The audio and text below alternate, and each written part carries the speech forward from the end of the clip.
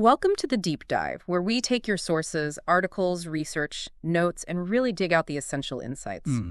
Today, we're tackling a major political story that just entered a new phase: the conviction and sentencing of former U.S. Senator Bob Menendez. That's right. We've pulled from news reports covering the trial and sentencing. There's a DOJ press release detailing the charges, some background on the federal prison system, and also a range of public commentary to give you a pretty comprehensive look. Right. We're not just covering, what happened, but what the sources tell us about what comes next, and maybe more broadly, what this case reveals about corruption and accountability in the U.S. Okay, so our mission here is to unpack all of this complexity, from the alleged crimes themselves to the details of his sentence, what time in the federal system might actually look like for him, and those broader, often kind of frustrated conversations this case has ignited. Consider this your shortcut to being truly well-informed on a story with, frankly, a lot of moving parts. Let's jump straight in. So let's really unpack the origins of this latest legal challenge. The sources are clear this wasn't the first time Senator Menendez faced serious corruption allegations. Can you give us the quick history lesson? Absolutely. The sources remind us that, he was investigated way back in 2006, which led eventually to a federal prosecution in 2017. Okay. That earlier case, it centered on accusations that he accepted gifts, things like private flights, campaign contributions from a wealthy friend, a Florida doctor. Right. And the allegation was that in exchange, Menendez used his political office to help the doctor with business and personal issues, like specifically intervening in a Medicare billing dispute and assisting with visas for the doctor's girlfriends. But that case, it didn't end in a conviction, did it? No, it didn't. The sources state that trial ended with a hung jury, meaning the jurors just couldn't reach a unanimous decision. And prosecutors then decided not to pursue a retrial.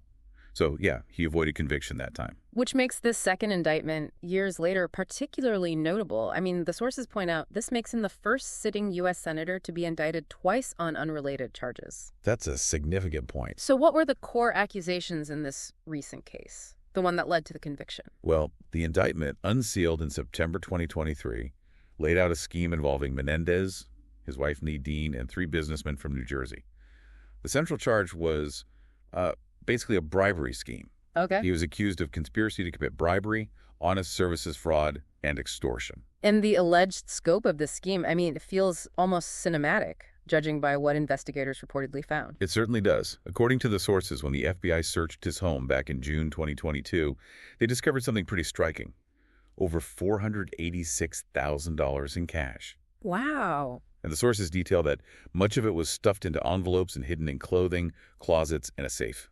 Just kind of everywhere. On top of the cash, they also found gold bars valued at up to $150,000. Gold bars. Yeah, gold bars. And what really stands out from the sources is the detail that some of those cash envelopes had fingerprints on them, belonging to either Menendez or one of the businessmen involved, Fred Dabes. That's quite specific evidence. Cash in envelopes, gold bars. It is hard to imagine. So beyond the sheer amount of money and gold, what specific bribes did the sources list? And what actions did he allegedly take in return using his position? Well, the list of alleged bribes from the sources is pretty substantial and varied. It includes, the cash and gold bars we just mentioned. Right. A luxury Mercedes-Benz C300 convertible worth over $60,000. Okay. Payments made towards his wife's mortgage. Specifically, around $23,000 was paid by one businessman, Jose Gurbe, to bring it current and compensation for what's described as a low or no-show job for his wife from another businessman, Walana. A low or no-show job. Okay.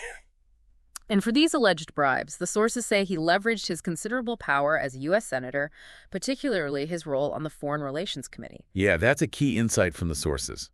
He was accused of using that influence significantly. For example, he allegedly helped the Egyptian government and Wael Hana. The businessman. Right, the businessman who had obtained this lucrative monopoly on halal certification for beef exports to Egypt. Okay. This assistance allegedly included providing sensitive, non-public U.S. government information to Egyptian officials, even details about the U.S. Embassy in Cairo. One particularly jarring detail from the sources is that he allegedly ghost-wrote a letter for Egypt to use in lobbying other senators on releasing crucial aid money. Wow. And the sources describe a specific text exchange where Menendez texted his wife to tell Hana he would sign off on an almost $100 million weapons sale to Egypt which she then forwarded. And the response? The alleged response from an Egyptian official after receiving this news. A thumbs up emoji. Just a thumbs up. Just a thumbs up. He was also accused of pressuring a USDA official specifically about Hana's halal certification monopoly, trying to benefit that businessman directly. So it wasn't just foreign affairs then. The sources also indicate he was accused of interfering in criminal cases right there in New Jersey. Yes, exactly. The scope of the alleged influence extended domestically. Sources report he allegedly sought to interfere in a state insurance fraud case involving an associate of businessman Jose Uribe. Okay. And a federal bank fraud case against Fred Daves, the other businessman. Right. He allegedly contacted the New Jersey Attorney General's office to pressure for a favorable outcome. In one case, actions the AG reportedly found inappropriate. Mm-hmm. The sources also claim he allegedly recommended a nominee for U.S. Attorney in New Jersey whom he believed he could influence regarding Daves' federal case. This picture just keeps getting broader. There's an alleged connection to Qatar as well, mentioned in the sources. Right. The sources suggest that in exchange for some of the gold and other items from Fred Daves, Menendez allegedly understood that Daves expected actions that would benefit the government of Qatar. Okay. Daves was seeking significant investment from Qatar, apparently. The accusation is that Menendez then made public statements supporting Qatar and even shared them with Daves via encrypted messages, saying things like, "You might want to send to them. I am just about to release." So kind of pointing out his actions directly. Yeah, it paints a picture of using his public platform directly for private benefit, allegedly understanding the quid pro quo involved. And on top of all that, the sources also detailed alleged attempts to cover up this entire scheme. That's correct. The sources describe actions taken after federal grand jury subpoenas were issued.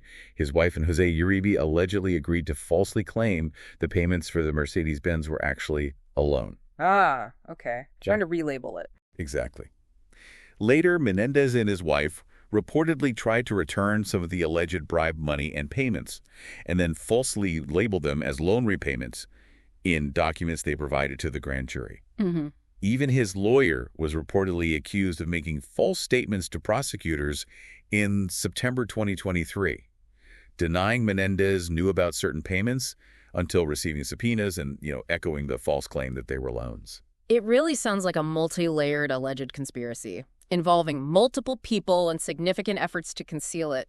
So after all these accusations and the evidence presented, the trial concluded. What was the verdict? Menendez was convicted. That was on July 16, 2024, following a 9-week jury trial that examined all this evidence. Okay. He was found guilty on numerous charges, including bribery, acting as a foreign agent for Egypt, and obstruction of justice. And the sentence handed down, what was it? On January 29, 2025, he received a sentence of 11 years in federal prison. 11 years. 11 years. And he was also ordered to forfeit over $922,000. The sources also noted that 2 of the New Jersey businessmen convicted alongside him got sentences to 7 years and over 8 years, respectively. An 11-year sentence is significant for anyone, let alone a former U.S. senator. So where does someone like that serve time in the federal system, according to the sources? Well, the sources specified that former Senator Menendez is scheduled to report to federal prison on Tuesday, June 17, 2025, so pretty soon after sentencing. Okay. The expectation, based on the sources, is that he will be housed at the Federal Correctional Institution Schuylkill, which is located in eastern Pennsylvania. FCI Schuylkill. What's that facility like? Is it high security? The sources describe it as primarily a medium security facility. It's located about 118 miles west of New York City and typically houses around 1,200 inmates. However, a key detail from the sources is that given the nonviolent nature of his specific convictions and the white-collar context, it's considered likely he'll be designated to the adjacent minimum security prison camp at Schuylkill rather than the medium security institution itself. Ah, okay. So a camp setting, possibly. He'll be entering the Federal Bureau of Prisons system, the BOP. The sources give us some background on the BOP itself. What's the overarching structure like? Yeah, the sources paint a picture of a large centralized system. The BOP manages over 120 federal institutions spread across the entire U.S. Wow. Holding roughly 156,000 inmates as of 2025. It's structured with a central office in Washington, D.C., overseeing 6 regional offices, including the Northeast region where FCI Schuylkill is located. It's, a massive, complex logistical operation. And who actually makes the decision about where an inmate like Menendez goes? Is it just arbitrary? No, the sources explain it's a deliberate, centralized process. The Designation and Sentence Computation Center, or DSCC, based down in Texas, is responsible for making these placement decisions. They use a range of factors: the nature of the crime, any assessed security risk, criminal history, age, gender, medical needs, and crucially, facility availability and population pressures. Right, that makes sense. This structured process aims for consistency in placing inmates according to their specific profile and needs, while also managing the overall system capacity.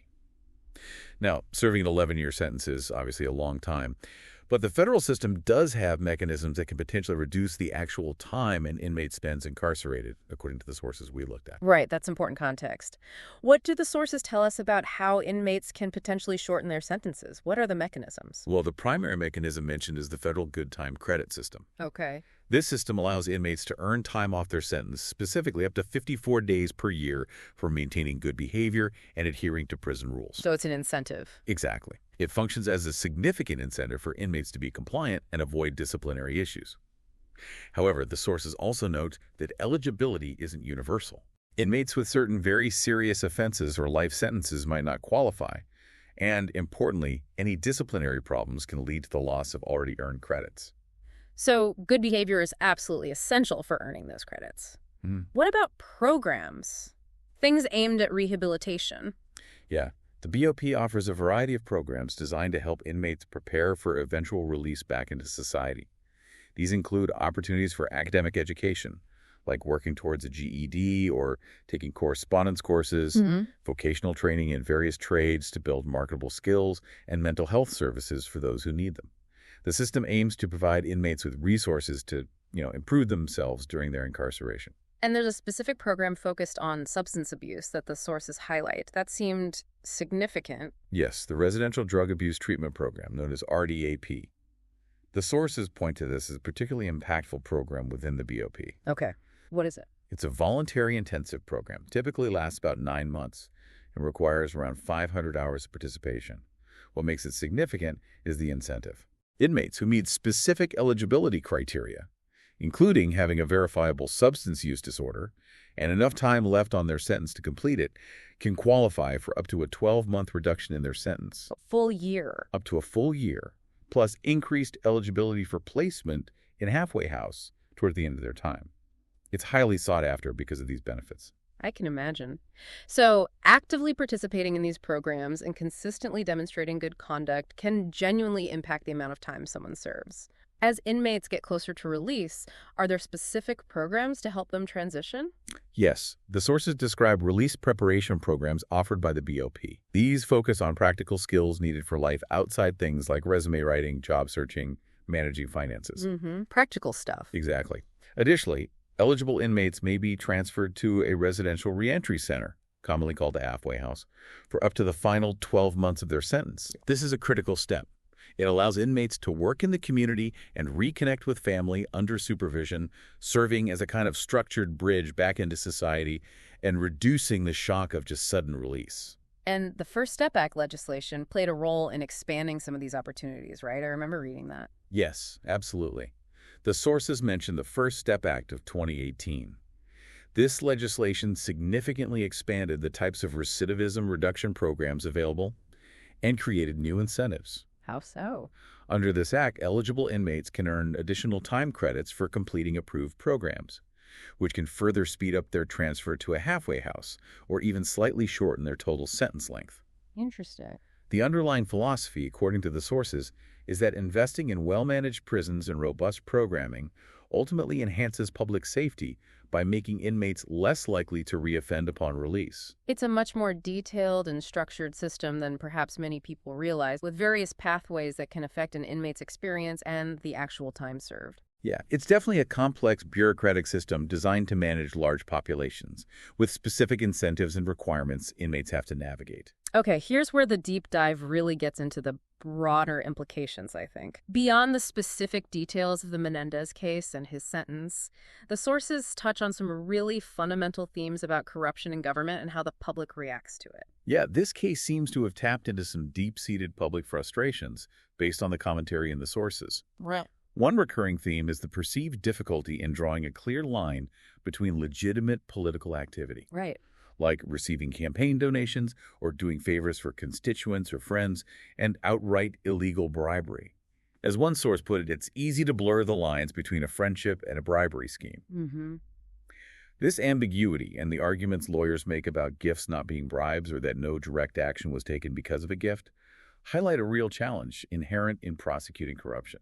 And this perceived ambiguity, it seems to fuel a widespread cynicism about how common corruption might actually be. Absolutely. Several comments in the sources reflect a prevalent sentiment that corruption isn't just present, but potentially widespread, maybe an open secret, or even kind of normalized within the halls of government. There's a cynical view reflected that perhaps Menendez got caught not simply because he engaged in corruption, but because he was maybe too blatant or showy with things like large sums of cash and gold bars. Right, less discreet maybe? Exactly.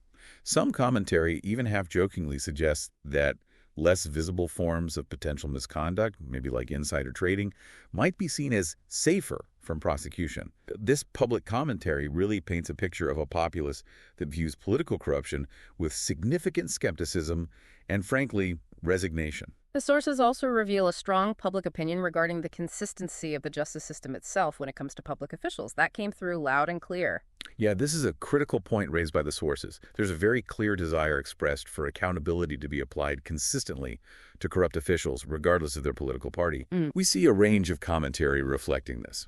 Some express general frustration that it would be nice to see that applied more consistently. Yeah. Suggesting a feeling that accountability is rare. Right. Others present more partisan takes, claiming that laws are applied selectively, with some believing one political party's members face stricter justice than the other. We saw comments on both sides of that. Absolutely. Conversely, commentary from different perspectives insists that their own party does hold its members accountable, or that these prosecutions prove the system is working impartially. Phrases presented in the sources include ones like, a corrupt politician going to prison? Sure would be nice to see that applied more consistently. Or a comment specifically targeting perceived bias, whether claiming laws only apply to Democrats, or, conversely, asserting we Democrats hold our folks accountable. So it's all over the map. It really is. The sources, in presenting this public commentary impartially, highlight this deep division and the widespread concern about equal justice under the law when it comes to powerful figures. And tied into this concern about accountability is the possibility of pardons, right? That came up too. Yes, the topic of presidential pardons inevitably comes up in the source commentary about this case. The idea that a president could potentially pardon someone convicted of corruption is viewed by some commentators as, potentially undermining the outcome of the judicial process. Undercutting it. Yeah, and serving as an escape route from accountability, especially for politically connected individuals. The sources even mention speculation circulating about whether Menendez might seek a pardon from former President Trump. Though other commentary questions the political viability of such a move for Trump, or speculates on whether Menendez would have anything that could incentivize a pardon request. This possibility just adds another layer to the public discussion about whether justice, once rendered by the courts, can be circumvented. It's really clear this case, with its almost unbelievable details of cash and gold, has become a focal point for these larger, ongoing, and often quite heated debates about political corruption, the mechanisms of accountability, and the perceived fairness and consistency of the justice system in the United States. What's truly fascinating here, I think, is how the specific actions and consequences for one individual, as detailed in the sources, resonates so deeply with these broader, long-standing public concerns and questions about the integrity of those in power and the system meant to police them. So, we've taken a deep dive into the sources covering the Bob Menendez case, following the story from the alleged crimes with those stunning details of cash and gold through his conviction and sentencing, exploring what entering the federal prison system might actually entail based on BOP procedures, and finally examining the wider public conversation this case has sparked about political corruption and accountability. Yeah, we've seen the trajectory of the legal process, understood the systemic mechanisms within the Bureau of Prisons that govern sentences in preparation for release, and heard about the varied public perspectives on what this case signals for trust in government and the consistent application of justice. It really brings into sharp focus the persistent challenges of both defining and enforcing accountability for public officials, and how the systems designed to do that are viewed by the public, sometimes trusted, sometimes not.